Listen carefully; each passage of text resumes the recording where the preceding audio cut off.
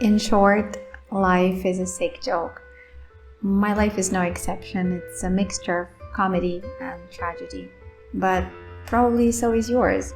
You might just not notice it. Do you identify with this?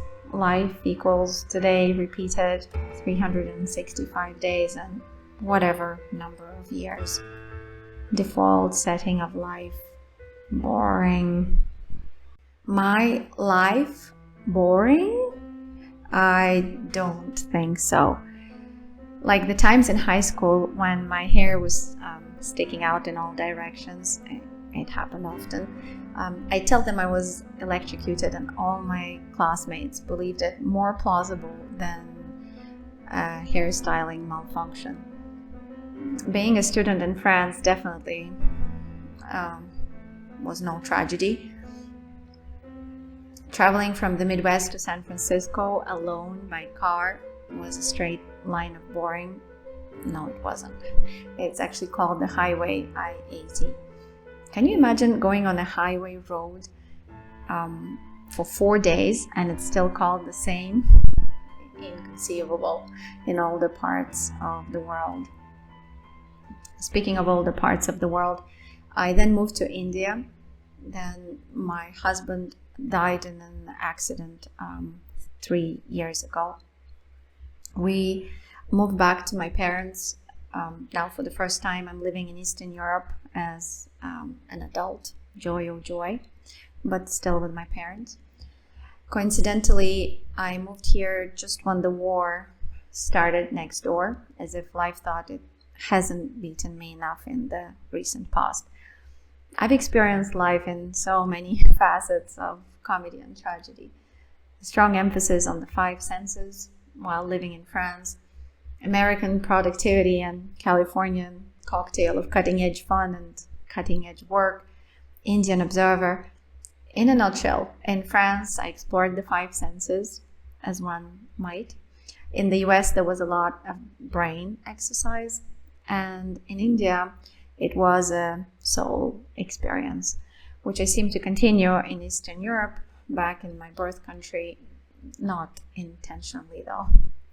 And yet, there are days when it feels boring. These videos I make, they need more comedy and tragedy because, let's admit it, they are often boring. However, I didn't want to Photoshop my present artificially, so instead I found a way to color my life organically. I turned to my inner observer and started noticing actual comedy and tragedy in my life. Oh, here you are. Actually, most of the comedy and tragedy comes from our daily rides on the public transport. As they say, 80% of the fun comes from 20% of the rides. I promise you, every second ride, there is some colorful conflict exploding among passengers on the bus. Buses have breakdowns regularly, hence the need for the abundance of trained psychotherapists in public transport here. I will post a video soon on this. Since we are on the topic of psychotherapy, compared to other people around here, I am definitely not emotionally suppressed. And yet, compared to the inner self I could be, I am emotionally constipated. Instead of digesting spicy, colorful comedy and tragedy in my current life, the humor, the happiness, the sadness, the irony of it all, my life seems boring. Baby food. It's only boring because you don't include the inner observer, yours truly, enough to see the ridiculous and the awesome. Because I don't allow my artist's voice to wax lyrical about the beautiful sunset I'm seeing every evening from the terrace of my home. Because I don't allow my inner optimist to rejoice in comedy on the bus. Because I don't allow my inner pessimist to wallow in sadness every now and again over the loss of my life in India in the recent past. For the emotionally uninitiated, I'm not suggesting that we become emotional T-Rexes or Rex. I'm merely suggesting that life seems boring because we are not allowing ourselves to feel the full spectrum of emotions. And here's the caveat. I don't allow myself to feel the full spectrum of emotions because most likely my inner observer is not strong enough to observe those emotions without totally losing it. Hold on. You'll just be lost in this tide of emotions if you allow yourself to feel too much. How will you process all this baggage? Sweep it under the carpet. You don't know how to process it anyway. Might as well let it rot under the carpet. And you're too miserly to spend money for a professional garbage sorter, aka a psychotherapist, anyway. Hazards notwithstanding, I allow myself to feel strongly, but I couple it with observing and identifying my feelings. Feelings might be subjective, but they are valid because they are yours. Allow your inner observer to see them and come to valuable conclusions in the process. For example, anger speaks about the breach of our boundaries, so we might have to redefine those boundaries. Sadness is usually about loss, so we might at least acknowledge to our inner selves what or who we lost.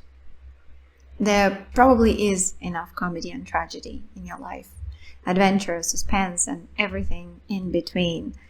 Enough to fill at least a book, make a movie script based on your life, and throw in a couple of scientific articles on your teenage experiments with lack of sleep and addictions. We've all gone through enough heartache, romantic failures, harsh beginnings and ends of careers, relationships and passions extinguished. Is there enough comedy, tragedy in your life? If there is not enough, you might ask yourself the question whether it is there, and possibly you don't allow yourself to see or feel it through your inner optimist, pessimist, and observer. Maybe because you don't trust the poise of your inner observer. I am very detached and poised. Or maybe there truly is not enough comedy and tragedy because you do not want it. Or maybe you want it, you crave just a little bit of a roller coaster at work or at home to energize you. That's usually when we start a new relationship, change jobs, and side hustles to come out of the monotony of life. Is it the right decision? I don't know. Maybe switching on our inner observer is cheaper, effort-wise. Oh, here you are. How many spectacular sunrises and sunsets have you witnessed? When was the last time you felt a fart on your face? When was the last time you experienced the full blast of a child's laughter? Are you in the sunrise or the sunset of your life right now? Does it pass you by? Does comedy and tragedy bypass us, or do we willfully turn it off in our lives just to search for it later in social media reels, adventure books, and romantic movies? What happens to people who don't allow themselves to feel the full spectrum of emotions? By the way, it's okay to disagree with me. I can't force you to be right. Well, let's illustrate each thread of this carpet we were talking about earlier as one of the 27 basic emotions. We are weaving a beautiful carpet out of our feelings and thoughts throughout our lives, and it's a unique carpet. However, if we cut off some of the threads, we might end up with a gray carpet, or worse, a skimpy welcome mat. Welcome to my life.